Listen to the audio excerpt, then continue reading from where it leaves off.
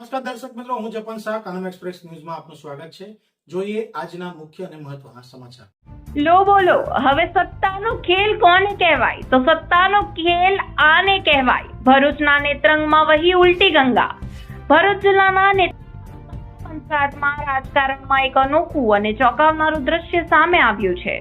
સામાન્ય રીતે એકબીજાના કટ્ટર રાજકીય વિરોધી ગણાતા ભાજપ અને કોંગ્રેસ અહીં એક જ મંચ પર જોવા મળ્યા છે. કારણ માત્ર એક, આમ આદમી પાર્ટીને સત્તાથી દૂર રાખવું. નેત્રંગ તાલુકા પંચાયતમાં સત્તા રચનાને લઈને છેલ્લા કેટલાક દિવસોથી ભારે રાજકીય ખેંચાતાણ ચાલી રહી હતી. ભાજપ, કોંગ્રેસ અને આમ આદમી પાર્ટી વચ્ચે બહુમતી માટે જોરદાર ગણિત ગોઠવાઈ રહ્યું હતું. પરંતુ આખરે રાજકારણમાં એવી ઉલટી ગંગા વહેતી જોવા મળી કે ભાજપ અને કોંગ્રેસ સાથે મળી સત્તા સમીકરણ રચી નાખ્યું. સૌથી ચોંકાવનારી બાબત એ રહી છે કે ભાજપના ઉમેદવારને પ્રમુખ તરીકે પસંદગી કરવામાં આવી, જ્યારે કોંગ્રેસના ઉમેદવારને ઉપપ્રમુખ બનાવવામાં આવ્યા. વર્ષોથી એકબીજા સામે ચૂંટણી લડતા અને જાહેર મંચ પર આક્ષેપ પ્રત્યારોપ કરતા પક્ષો હવે સત્તા માટે એક થઈ જતા સ્થાનિક રાજકારણ ગરમાયું છે. આ સમગ્ર ઘટનાક્રમ બાદ નેત્રંગના રાજકીય વર્તુળોમાં ભારે ચર્ચા જાગી છે. સ્થાનિક લોકોમાં પણ એવા સવાલો ઉભા થઈ રહ્યા છે કે જે પક્ષો એકબીજાને ભ્રષ્ટાચાર અને ખોટી નીતિઓ માટે જવાબદાર ઠેરાવતા હતા, તેઓ હવે સાથે કેવી રીતે આવી ગયા? રાજકીય વિશ્લેષકોનું માનવું છે કે નેત્રંગમાં આમ આદમી પાર્ટીનો વધતો પ્રભાવ બંને પરંપરાગત પક્ષો માટે ચિંતાનો વિષય બન્યો હતો. તેના કારણે ભાજપ અને કોંગ્રેસને પોતાના મતભેદ ભૂલીને સામૂહિક વ્યૂહરચના અપનાવી હોવાનું મનાઈ રહ્યું છે. આ તરફ આમ આદમી પાર્ટીના કાર્યકરોમાં પણ ભારે રોષ જોવા મળી રહ્યો છે. આપના સ્થાનિક આગેવાનો દ્વારા આ ગઠબંધનને લોકમતનું અપમાન ગણવામાં આવી રહ્યું છે. તેઓનો આરોપ છે કે જનતાએ પરિવર્તન માટે મત આપ્યો હતો, પરંતુ સત્તા બચાવવા માટે ભાજપ અને કોંગ્રેસ એક થઈ ગયા. હાલ સમગ્ર મામલો જિલ્લાભરમાં ચર્ચાનો વિષય બન્યો છે. હવે આ નવા રાજકીય સમીકરણ નેત્રંગની આગામી રાજનીતિ પર શું પ્રભાવ પાડશે તે જોવાનું રહ્યું. રિપોર્ટર રવિ સૈયદ, નેત્રંગ. આજે સમગ્ર ગુજરાતમાં ભારતીય જનતા પાર્ટી તાલુકા પંચાયત, મહાનગરપાલિકાઓ, તાલુકા પંચાયત, જિલ્લા પંચાયતો મોટા ભાગને કબજે કરી. થોડો એક ટ્રાયબલ વિસ્તારની અંદર ખોટા અપપ્રચારના કારણે થોડો અમને નુકસાન ગયું છે. એ રીતના નેત્રંગ તાલુકામાં પણ 7 આમ આદમી પાર્ટી અને 7 અમારા ભારતીય જનતા પાર્ટીના, એમાં નેત્રંગમાંથી એક કોંગ્રેસના ઉમેદવાર ભારતીય જનતા પાર્ટીની જે વિચારધારા છે, વિકાસને ધ્યાનમાં રાખીને એમાં સપોર્ટર ન આવે, એટલે અમે એક મતથી અહીંયા વિજેતા થયા છે. ભરૂચ જિલ્લામાં ઝઘડિયા તાલુકામાં પણ જબરજસ્ત સ્પષ્ટ બહુમતી છે. વાલિયા તાલુકામાં 2-4 સીટોથી અમે થોડી તાલુકા પંચાયત ગુમાવી છે, પરંતુ ભરૂચ જિલ્લા ભારતીય જનતા પાર્ટી બહુ સ્પષ્ટ બહુમતી બની છે. ભૂતકાળમાં પણ નેત્રંગ તાલુકો ભારતીય જનતા પાર્ટી પાસે હતો. ભારતીય પાર્ટીના શાસન દરમિયાન નેત્રંગ તાલુકામાં અમે ઐતિહાસિક કામો કર્યા છે. નવો તાલુકો હોવા છતાં પણ નેત્રંગ તાલુકાના લોકોની અપેક્ષા મુજબ રોડ, રસ્તાથી માંડીને પીવાના પાણી અનેક પ્રકારના પ્રયત્નો કર્યા છે. અમારા ધારાસભ્ય ભાઈ શ્રી વિતેશભાઈ વસાવાએ ઇન્ટેલ જે વિસ્તારોમાં છે, ગામડાને જોડતા રસ્તાઓ લગભગ બધા પૂર્ણ કર્યા છે. અને ક્યાંક હજુ ઘટતા હશે રોડ, રસ્તાથી માંડીને કોઈ પ્રાથમિક જરૂરિયાતની વસ્તુ જે આવનારા દિવસોમાં આ તાલુકા પંચાયત બની છે, તો અહીંના અમારા તાલુકા પંચાયતના સભ્યો અને બાકીના એમના સમર્થકોની અપેક્ષા મુજબ અમે સારામાં સારો નેત્રંગ તાલુકાનો વિકાસ કરીશું.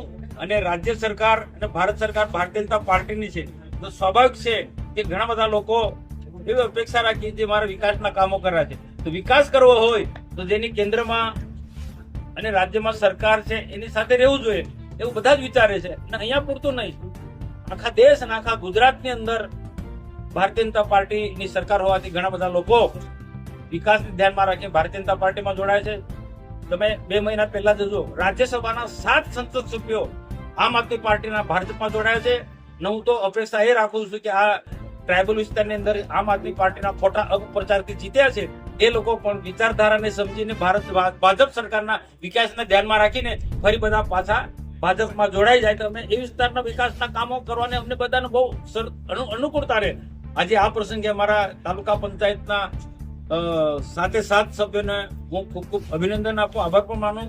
અને અમારા જે સપોર્ટમાં જે બેન આવ્યા છે નેત્રંગ તાલુકા 2 સીટના આપણે બેનનો નૈનાબેન પ્રજાપતિને હું ખૂબ ખૂબ આભાર માનું છું. બેનને વિશ્વાસ આપું છું કે તમે અમારામાંથી વિશ્વાસ મૂક્યો છે એ વિશ્વાસ તમે ટકાઈ રાખજો. તમારો જે પણ કંઈક નાની મોટી તકલીફ છે કે વિકાસને લગતી બાબતમાં અમે તમારા માટે પૂરેપૂરી કાળજી રાખી.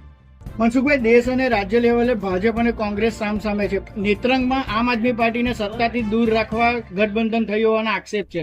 આ અંગે શું કહેશો?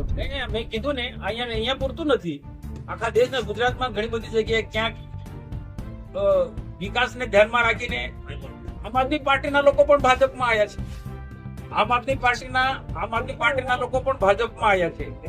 અને ક્યાંક કોંગ્રેસના લોકો પણ કોકનો કોક લિસ્ટના કહે કે વિકાસ કરવો છે, વિકાસને ધ્યાનમાં રાખીને ભાજપને સપોર્ટ બન્યો. આમ એમને ખ્યાલ છે બધાને કે ભાઈ આમ આદમી પાર્ટી પાસે કેન્દ્રમાં પણ સત્તા નથી, રાજ્યમાં પણ સત્તા નથી. તો જે ખરેખર વિકાસના કામો કરવા છે, કંઈક પણ પ્રજાના કામો કરવા છે, તો જેની સત્તા હોય એની સાથે રહીશું તો આપણે કામો થશે. શા માટે ચૂંટવાનું? પ્રજાના કામો કરવા માટે ચૂંટવાનું. તો પ્રજાના કામો કરવા માટે જેની સત્તા છે એની સાથે રહેવું, એ ધ્યાનમાં રાખીને અહીંયા નેત્રંગમાં પણ જે સીટ નંબર 2 ના બેન છે નૈનાબેન પ્રજાપતિ અમને સમર્થન કર્યું છે. અને ગુજરાતમાં દેશમાં ઘણી બધી જગ્યાએ રહ્યું છે. મુખ્ય ઉદ્દેશ વિકાસ છે અને પ્રશ્નોના ઉકેલ માટે બધા ભાજપ સાથે જોડાયેલા છે.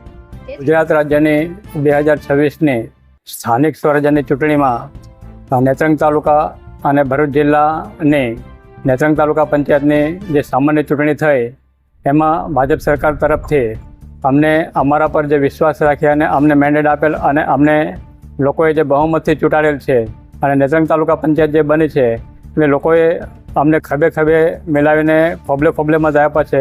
એટલે લોકોની જે સમસ્યાઓ છે અને એ સમસ્યાઓને દૂર કરવા માટે અમે લોકોની જે રજૂઆતો હશે એ રજૂઆતો સરકારશ્રી સુધી પહોંચતી કરીશું અને લોકોના કામ ઝડપી અને સુધર રીતે પૂરા થાય એ માટે અમારા પ્રયત્નો રહેશે. આ ચૂંટણીમાં ભાજપ અને કોંગ્રેસે સાથે આવવું પડ્યું છે, આનું શું કારણ? એનું મૂળ કારણ તો એ જ હતું કે સમયગાળો બહુ ટૂંકો હતો. એટલે ગામડામાં જે ઉમેદવારોએ ફરવાનું હોય એ એટલું બધું ફરી શકાય નથી. એના પરિણામે અમારે થોડી તકલીફ થાય. આજરોજ નેત્રંગ જે તાલુકા પંચાયતની ચૂંટણીમાં તમે ઉપપ્રમુખ તરીકે ચૂંટાયા છો, અંગે શું કહેશો?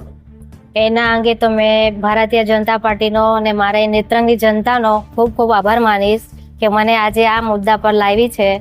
અને પહેલાં તો અમારા શેરખાનભાઈ પઠાણનો ખૂબ ખૂબ આભાર માનીશ કે તેમને મને આ હોદ્દો આપ્યો ને આ પદ પર બેસાડી છે, એટલે એમનો ખૂબ ખૂબ આભાર માનું છું. બસ આ સમયે ઇન્ડિયા ગઠબંધન સાથે આપ સાથે ગઠબંધન હતું, હાલે તાલુકા પંચાયતમાં ભાજપ સાથે ગઠબંધન કર્યું છે, શું કારણ? એનું પણ એક સ્થાયી મજબૂત સરકાર છે અને એમના હાથે અમને વિશ્વાસ હતો કે અમારી સાથે બેસીને જનતાનું કામ કરશે અને અમે લોકો સાથે મળીને જનતાનું કામ કરીશું અને જે હશે તેનું નિવારણ લાવીશું.